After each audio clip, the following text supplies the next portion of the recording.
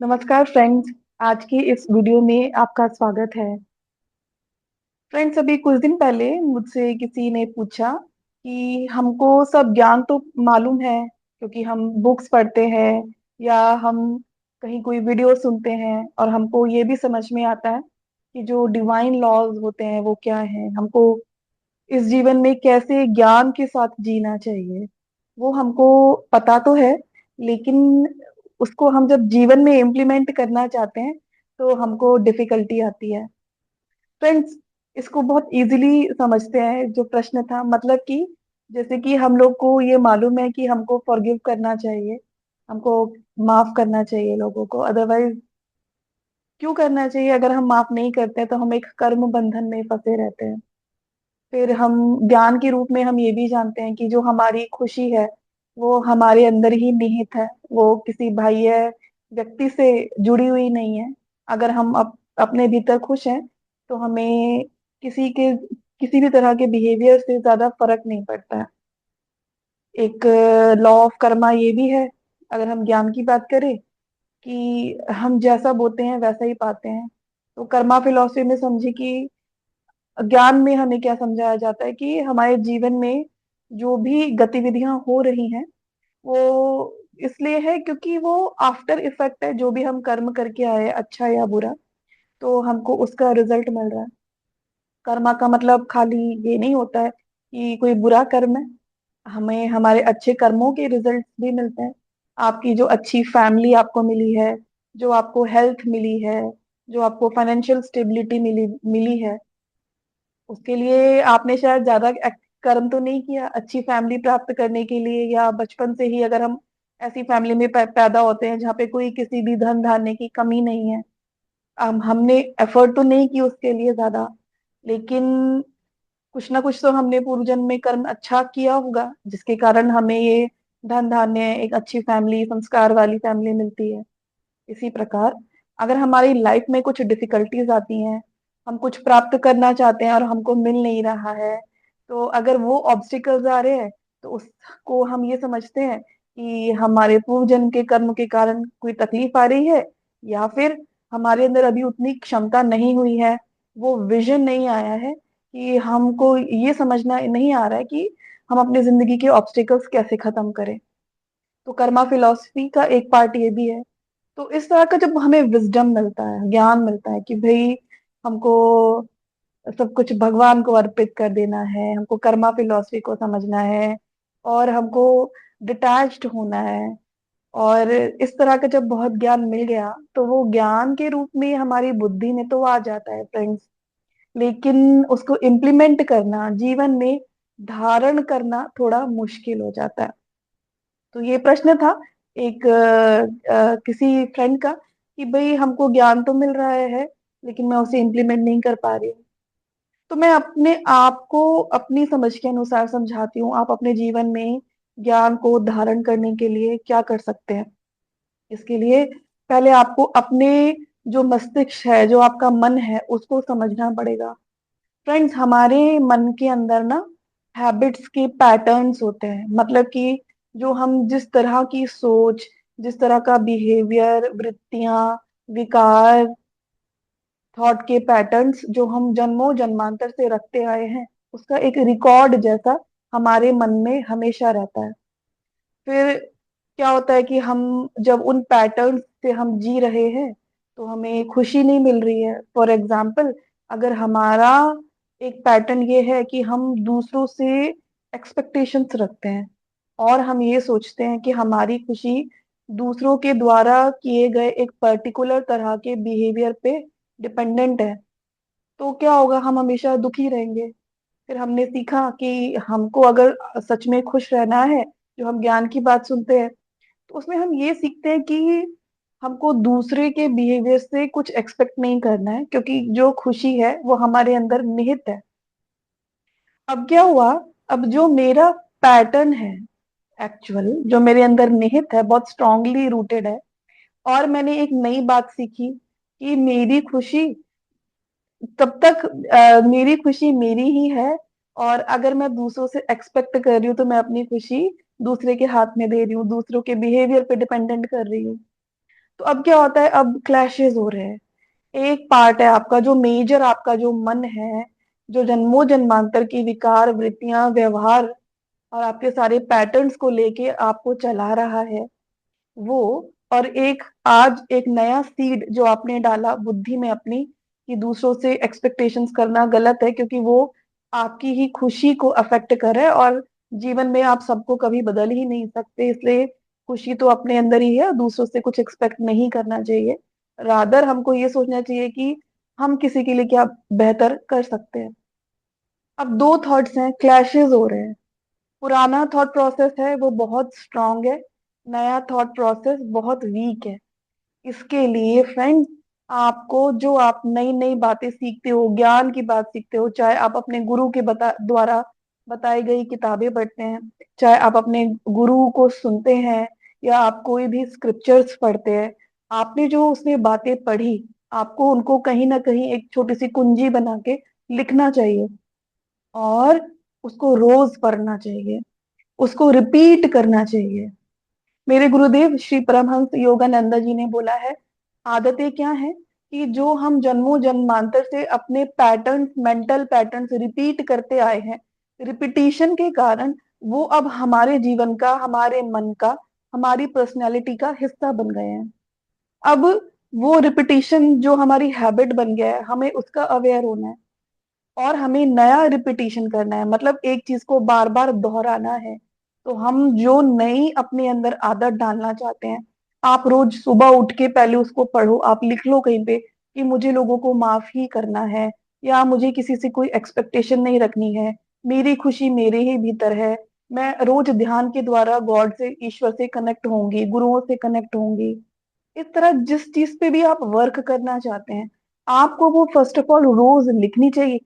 At least 11 times अपना उस चीज को लिखो, सुबह उठ के आप उसको पढ़ो, और दिन में बार बार आप अपने आप को याद दिलाओ, क्योंकि इस पैटर्न को बनाने में समय लगेगा।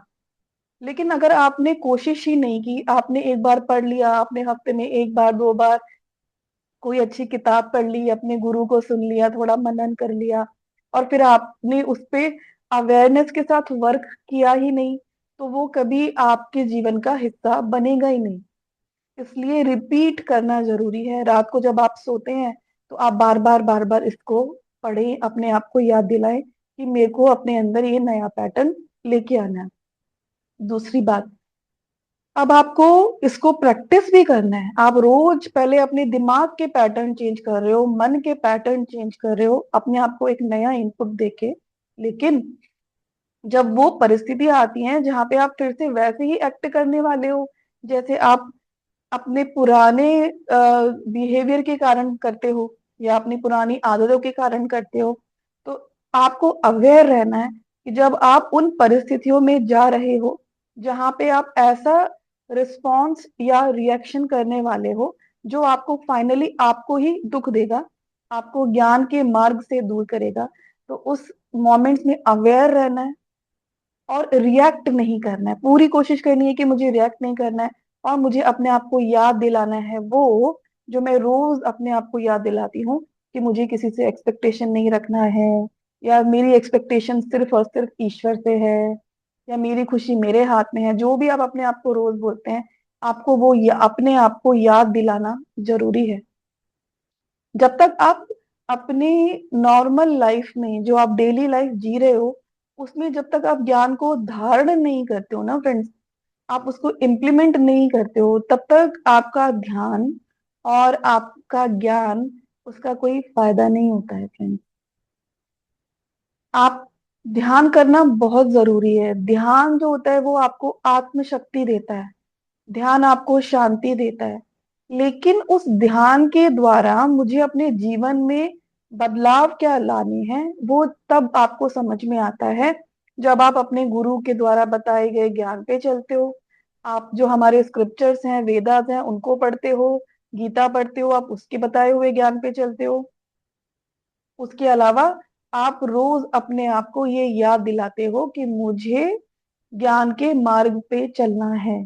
जब तक आप ऐसे रिपीट नहीं करेंगे, जब तक आप अपने आप को बदलने की कोशिश नहीं करेंगे, और आप सिर्फ इतना सोचे कि मैं मुझे जो बताया गया मंत्र जो बताया गया है या मुझे जो ध्यान बताया गया है, मैं सिर्फ उसको कर लूं और फिर मैं उसके बाद दिन भर में कुछ भी करूं उन प्रवृत्तियों से जो मैं हमेशा से जिनसे मैं हमेशा चलती हुई आई हूँ, तो आपको कभी अपने जीवन में उन्नति नहीं मिलेगी फ्रेंड्स। जो ये स्पिरिचुअल लाइफ है या जो ज्ञान का मार्ग है, उसमें आपको हमेशा अलर्ट रहना है। आपकी जो डेली लाइफ है, जो भी आप क्षण क्षण में सोच रहे हो, जो आप कर रहे हो, उसमें आपको हमेशा अपने ईश्वर में या गुरु की एनर्जी में स्थित होकर कर्म करना चाहिए। उनके ज्ञान के द्वारा चलने की हर वक्त कोशिश करनी चाहिए। तब आपके जीवन में सही मायने में बदलाव आएंगे फ्रेंड्स। तो मैंने कुछ पॉइंटर्स लिखे हैं, अगर आप चाहते हैं तो आप वो पॉइंटर्स लिख सकते हैं, और जिससे आपको आप अपने जीवन में इस चीज को इम्प्लीमेंट करने में सिंप्लिसिटी आ जाएगी। तो सबसे पहला आप अपने आप से प्रश्न करें, अगर आपको लगता है कि मैं ध्यान भी कर रही हूँ, मैं ज्ञान की बातें भी सुन रही हूँ, लेकिन मेरे जीवन में बदलाव नहीं आ रहा है, तो आपको थोड़ा सा अपने आप को लेके थोड़ा अलर्ट होना पड़ेगा, अवेयर होना पड़ेगा, अपने आप से पूछना पड़ेगा कि जो भी मैं ये ज्ञान मार्ग ध्यान मार्ग पे चल रही हूँ, what do I want from that, मैं उससे चाहती क्या हूँ। अपना एजेंडा क्लियर करो पहले। जिंदगी में बहुत सारे एजेंडाज हो सकते हैं, हो सकता है आपको रिलेशनशिप इशू है, हो सकता है आपको हेल्थ इशू है, हो सकता है आपको फाइनेंशियल इशू है, हो सकता है इमोशनल इशू है, या आपके आपके जीवन में कोई ऐसा व्यक्ति है जिसके कारण आप दुखी हो रहे हैं, आप उनकी चिंता में ज्यादा दुखी हो रहे हैं। जो कुछ भी है, आप अपने सारे पॉइंट्स लिखें, लेकिन पहले एक को प्रायोरिटाइज करें कि सबसे इम्पोर्टेंट मेरे लिए अपने जीवन में शांति लाने के लिए क्या है। अगर आपको इमोशनल इश्यूज ज्यादा है, आप बहुत जल्दी हर्ट हो जाते हैं या बहुत जल्दी डिप्रेस्ड हो जाते हैं, उसको लिखें। अगर आपको रिलेशनशिप इश्यूज ज्यादा है या फाइनेंशियल इश्यूज ज्यादा है, कंसंट्रेट नहीं कर पाते हैं, जो भी है, पहले लिखो मैं अपने ज्ञान और ध्यान के मार्ग से चाहती क्या हूँ। अब जब आपने लिख दिया मैं क्या चाहती हूँ, आपका एजेंडा क्लियर है, तो अब आप उसके बाद अपने आप से पूछें, what do I need to do to achieve this. जो मैंने अपना एक एजेंडा क्लियर करके लिखा है कि मुझे ये चाहिए, अब अपने आप से पूछें, मुझे ये करने के लिए, ये प्राप्त करने के लिए क्या करना है।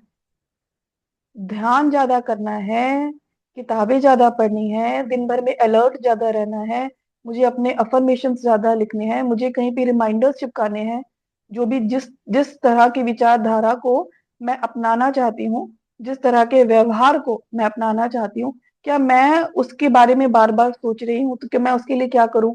मैं रोज अपनी एक बुक में नोटबुक में लिखूं, या मैं कहीं किसी स्टिकी नोट पे चिपका के कहीं चिपका दूं, जिससे मैं आते जाते रोज पढूं। तो आप कर क्या रहे हो उस एजेंडा की पूर्ति के लिए, आप अपने आप से रोज पूछो, क्या मैं सही टाइम पे ध्यान कर रही हूँ, क्या मैं ध्यान करने के लिए इंटरेस्टेड भी हूँ कि नहीं। ये आपको पहले खुद का जो अपना सपोर्ट सिस्टम आप बनाएंगे अपने बिहेवियर चेंज के द्वारा, वो आपको हेल्प करेगा आपके एजेंडा तक को पूरा करने के लिए। फिर आप पूछेंगे अपने आप से कि अब जब मुझे अपनी ये चीज की पूर्ति करनी है, और इसके लिए मैंने समझ लिया कि मुझे एक बुक पढ़नी है, टाइम पे ध्यान करना है, अपने आप को याद दिलाना है, या जो भी आप कुछ सोचते हैं, तब आप पूछेंगे कि what do I need to let go. अब जब हमको कुछ जीवन में चाहिए होता है, तो उसके लिए पहले हमको अपने जीवन में स्पेस बनाना पड़ता है, मतलब एक स्थान बनाना पड़ता है।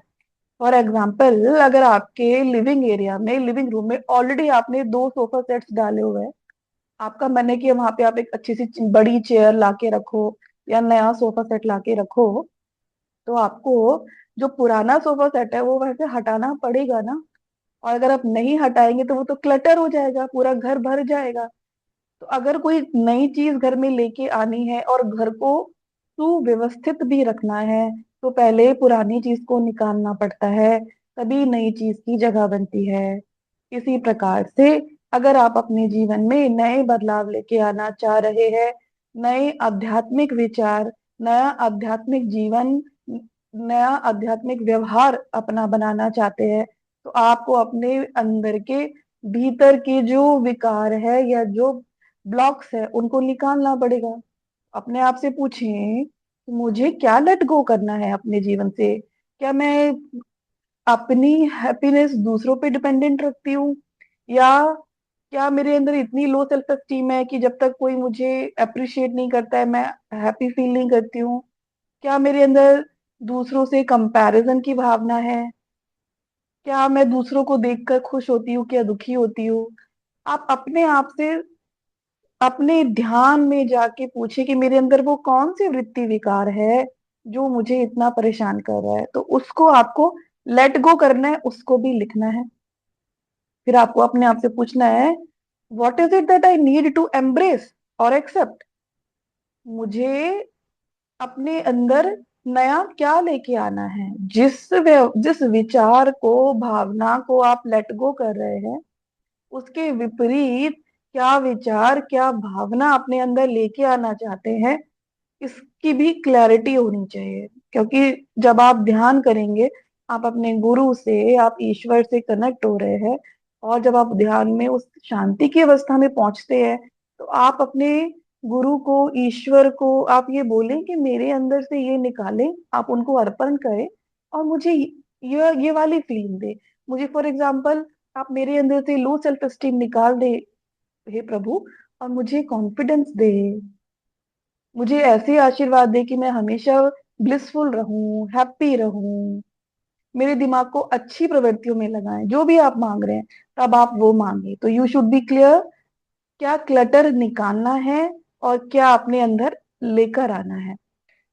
फिर आपको अपने आप से पूछना है, हु और what will support me in doing this. आपको चिन्हित करना है उन लोगों को जो आपको आपके बदलाव लाने में आपको सपोर्ट करते हैं, जिससे कि आपको जब भी लगे कि आप अपने रास्ते पे चल नहीं पा रहे हैं और आपको तकलीफ आ रही है, बार बार भूल जाते हैं और अपने पुराने हैबिट्स के पैटर्न्स में चले जाते हैं, तो आपके वो फ्रेंड्स होने चाहिए, वो नियर वंस होने चाहिए, जो आपको रिमाइंड कराए कि भाई आप तो अध्यात्म पथ पे चलने वाले हो, आपको तो अपने विचार बदलने हैं, आपको तो अपने गुरु द्वारा बताए गए रास्ते पर चलना है। तो उन्हीं लोगों से संपर्क में रहें फ्रेंड्स जो आपके एजेंडा से मैच करते हैं। अगर आप उन लोगों के साथ रहेंगे जिनको आपका एजेंडा से कोई मतलब नहीं है, तो वो आपको डाउन ही करेंगे, आपकी एफर्ट्स को और कम ही कर देंगे। आप लोग ने एक कहावत सुनी होगी ना, कि जो एक केकड़ा होता है वो दूसरे केकड़े की टांग खींचता रहता है, वो उनको ऊपर नहीं चढ़ने देता। तो इसलिए we should be very much aware what kind of company we are keeping friends. हम किन तरह के लोगों से बात करते हैं, हम किन लोगों के संपर्क में आते हैं, ये बहुत जरूरी है एक साधक को ख्याल रखने के लिए। इसका मतलब ये नहीं है कि आप लोगों से मिलना छोड़ देंगे। आप सब तरह के लोगों से मिले, आप अपने जो कार्य है जीवन के वो करें, बट मुझे इन्फ्लुएंस किससे होना है ये आपको पता रहना चाहिए। मुझे बात किसकी समझनी है, किसकी बात माननी है, आपको ये पता होना चाहिए। तो अपने उन लोगों को मार्क चिन्ह करें, चिन्हित करें कि किन किन लोगों से मुझे ज्यादा संपर्क में रहना है, ज्यादा बात करनी है, जिससे वो आपको उसी ऊर्जा की ओर लेके जाना चाहें जिस ऊर्जा की ओर आप जाना चाह रहे हैं। फिर इसी तरह आपको लिखना है, हु और what creates friction for me. जब मैं हु और व्हाट बोलती हूँ तो आपको ये भी ध्यान रखना है कि जब आप चिन्हित कर रहे हैं कि मैं किन लोगों से कनेक्टेड रहूंगी जो मुझे मेरे एजेंडा में सपोर्ट करेंगे, तो आपको ये भी देखना है कि मेरा कौन सा बिहेवियर है जो मैं मुझे मेरे एजेंडा को लेके चलने नहीं देता। फॉर एग्जाम्पल, अगर आपको लगता है मुझे बार बार गुस्सा आ जाता है, या मैं बार बार दूसरों को जज करती हूँ, या मैं अपने आप को दूसरों से कंपेयर करती हूँ, या मैं दूसरों की अच्छी लाइफ देख के अपने आप को बहुत डाउन फील करती हूँ, आपको अपने ये बिहेवियर करेक्शन भी करने हैं साथ साथ। ये आपको सपोर्ट नहीं कर रहा है। इसी तरह से जैसे मैंने बताया, कौन लोग हैं जिनके सामने अपने ज्ञान की अपने ध्यान के बारे में बात करनी है वो पता होना चाहिए। सबसे आप ज्ञान के बारे में, अपने ध्यान के बारे में बात ना करें, क्योंकि सब लोग को ये बात समझ नहीं आती है और वो आपको सपोर्ट ना करके आपको और डाउन करना चाहें, वो आपको उस पथ से भ्रष्ट करना चाहें, क्योंकि उनको वो समझ नहीं आता है। तो लोग चूज करने हैं कौन सपोर्ट करते हैं कौन सपोर्ट नहीं करते हैं, ये देखना है। इसी तरह मेरे कौन से बिहेवियरल पैटर्न्स हैं जो सपोर्ट करते हैं, जो सपोर्ट नहीं करते हैं। जो बिहेवियरल पैटर्न सपोर्ट नहीं करते हैं उनके लिए सजग रहना है और धीरे धीरे धीरे उनको खत्म करना है। फॉर एग्जाम्पल, ऐसा हो सकता है ना कि आप लेजीनेस के कारण ध्यान नहीं करते हैं, अपना स्वाध्याय नहीं करते हैं, या फिर आप सोचते हैं कि चलो मैं आज सिर्फ आधे घंटे ध्यान कर लेती हूँ, या जो भी आपकी टाइमिंग है आप उसको कट शॉर्ट करके सोचते हो। तो ये करेक्ट बिहेवियरल पैटर्न नहीं है। सही बिहेवियर पैटर्न क्या है? जब आपको पता हो मेरा लाइफ का एजेंडा क्या है, and you should be completely dedicated and devoted to that agenda in your life. जिस दिन आपकी बुद्धि में आपको ये बात समझ में आ जाएगी कि आपका ज्ञान, गुरु और ध्यान ही आपको उस अवस्था पे लेके जा सकते हैं जहाँ पे आप हमेशा एक शांति की अवस्था में रह सकते हैं और आप ज्ञान की अवस्था में रह सकते हैं। जिस दिन आपको उसकी इम्पोर्टेंस समझ में आ जाएगी तो आप अपनी जीवन में चीजों को प्रायोरिटाइज भी ऐसे ही करेंगे। तो फ्रेंड्स, ये एजेंडा बनाओ, स्वाध्याय करो, बार बार रिपीट करो थ्रू आउट द डे मुझे क्या करना है। धीरे धीरे करते करते करते करते आप देखेंगे कि आपके जीवन में बदलाव आएंगे। याद रखिएगा, जब तक आप अपनी प्रत्यक्ष जीवन में, अपनी डे टू डे लाइफ में ज्ञान को धारण नहीं करते हैं, अपने आप को रिमाइंड नहीं कराते हैं, अपना बिहेवियर करेक्शन नहीं करते हैं, फ्रेंड्स, को कितनी भी किताबें पढ़ लो, कितना भी ज्ञान सुन लो, कुछ फायदा नहीं होगा। आपको उसका इनडाइजेशन हो जाएगा। ज्यादा ज्ञान, फिर आप दूसरों पे उड़ेलने लगोगे, आप दूसरों को समझाने लगोगे। लेकिन अगर आपने रिफ्लेक्ट बैक नहीं किया तो सिर्फ आप एक पूरा ज्ञान देने वाले व्यक्ति बन जाओगे। इसलिए रिफ्लेक्शन जरूरी है। जो हम ज्ञान पढ़ रहे हैं, क्या हम उसको 1% 2% भी इम्प्लीमेंट कर पा रहे हैं? वो इम्प्लीमेंट करना जरूरी है। तो लास्ट में एक छोटी सी दो छोटी सी लाइन के साथ मैं ये वीडियो फिनिश ऑफ करूंगी। धारण करे तो धर्म है वरना कोरी बात, सूरज उगे प्रभात है वरना काली रात। तो फ्रेंड, जो भी आप ज्ञान पढ़ रहे हो, अगर उसको धारण नहीं कर रहे हो तो कोई फायदा नहीं है। तो धारण करे तो धर्म है, जब धारण करेंगे तभी वो आपका धर्म बनेगा, वरना वो सिर्फ एक कोरी बात रह जाएगी। आज के लिए इतना ही फ्रेंड। आई होप ये वीडियो आपको हेल्प करे आपके ज्ञान मार्ग पे। Thank you.